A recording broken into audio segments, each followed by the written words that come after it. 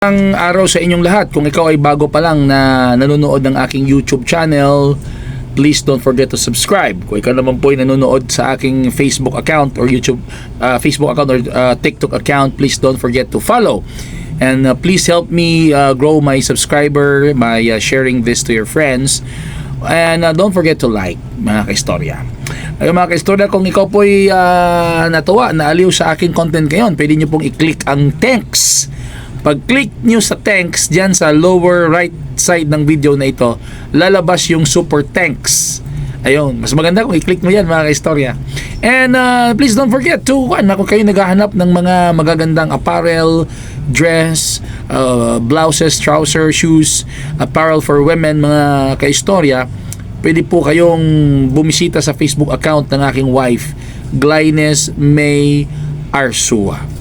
At ngayon naman mga kaistorya, para mas lalong uminit ang ating balitaktakan ngayon ng ating pag-uusap sa mga issue mga kaistorya, ay tirahin na natin ito mga kaistorya. Genesis Organic Spirulina, ito ay natural, hindi synthetic drug, walang side effects mga kaistorya. Ito ay tinanim sa isang fresh mineral water in an environment with very low pollution mga kaistorya. Mabibili ito online at sa mga Mercury drugstores and pharmacies nationwide. At para sa karagdagang impormasyon, pwede nyo tignan dyan sa ating website. Andyan o website dyan, nandyan sa screen.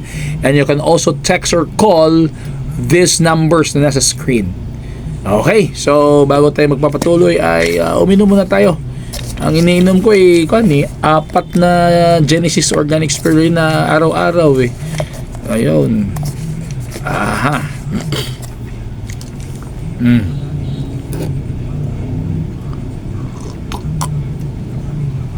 Sarap.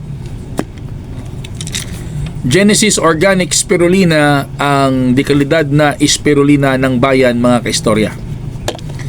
Hello Papa Tong. Mga kaistorya, let's talk about impeachment.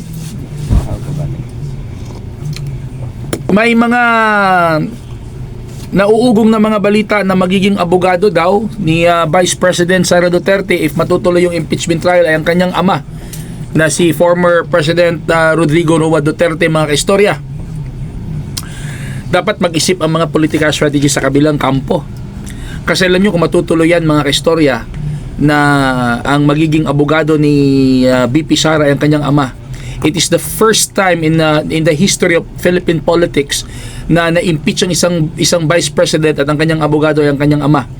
And I think kung matutuloy yan mga kaistorya, it is not disadvantage part it is not disadvantageous on the part of Vice President Sara Duterte, but it is advantageous. It will gain sympathy from the Filipino people. Alam niyo kung bakit? Alam niyo kung bakit mga kaistorya na it will gain sympathy from the Filipino people? Kasi ang mga Pilipino mahilig sa soap opera. Ang mga Pilipino mahilig sa drama. At yung mga ganong mga senaryo, mga kaistorya, na ang anak dinidepensaan ng tatay, nangyayari lang yan sa mga teleserye. Pero kung ito'y mangyayari ngayon, mangyayari yan sa totoong buhay. Isipin mo yan yung magiging drama dyan mga kaistorya, na ang ama ipinagtatanggol ang anak. Tapos ito pa, Filipino culture, close family ties tayo eh. 'Di ba? Close family ties tayo mga kaistorya eh. At 'yun makikita nyo. Ama ipinagtatanggol ang anak. Former President of the Republic of the Philippines pa yung magtatanggol. And remember, he's the only president among all the presidents in the Philippines na hindi bumaba ang trust ratings mga kaistorya. Natapos na lang ang termino ni former President Duterte, napakataas ng kanyang trust rating. Ngayon, dadagdagan pa ng ganitong eksena, ng ganitong senaryo. Isipin nyo, ini-impeach ang Vice President ang magtatanggol ang kanyang tatay. Makikita nyo yung sympathy. Kaya pag-iisipan, kung pag-iisipan ng mga, for me kung pag-iisipan ng mabuti ng mga political strategies sa kabila kung talagang gusto nilang matuloy yan. Baka kasi ang gusto nila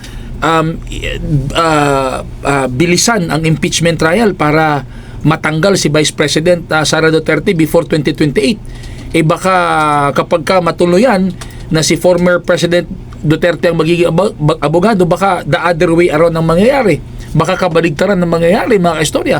Baka hindi si Vice President ang matanggal, kundi kayo. Oo. Di ba? Sige, mga kaistorya, ganun lang yan.